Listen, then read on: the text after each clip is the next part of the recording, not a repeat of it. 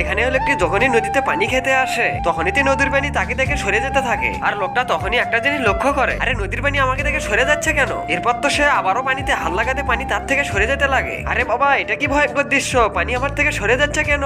আরে আমি পানিতে যখনই হাত লাগাতে যাচ্ছি তখনই পানি আমার থেকে সরে যাচ্ছে কেন। আচ্ছা আরেকবার গিয়ে দেখি তো কি হয়। এরপর তো সে আবারও পানির কাছে যেতে পানি আবারও সরে যেতে লাগে তার থেকে, আর এটা থেকে ভয় তো সে দৌড়ে তার বন্ধুর কাছে চলে যায়। আরে বন্ধু, আমি তো নদীর পানি খেতে গেছিলাম আর নদীর পানি তো আমাকে দেখে সরে যেতে লাগে। আরে পাগল, পানির কি পা হয়েছে নাকি যে তোকে দেখে সরে যাবে। আরে বন্ধু, আমি সত্যি বলছি, আমি দেখতেছি এত মানুষ গোসল করতেছে তাদের দেখে সরে যাচ্ছে না কেন। আরে বন্ধু, বিশ্বাস না করলে আমার সাথে একবার গিয়ে দেখ কি হয়। তার আগে বন্ধুরা, চ্যানেলটি নতুন খুলেছি, তোমরা সাপোর্ট করবে বলে, আর তোমরা যদি সাবস্ক্রাইব না করো অনেক কষ্ট লাগে বন্ধুরা। আর তুমি যদি তোমার বাবাকে ভালোবেসে থাকো প্লিজ চ্যানেলটি সাবস্ক্রাইব করে দিও, তোমাদের ভালোর জন্যই আমি এত কষ্ট করে ভিডিও বানাই।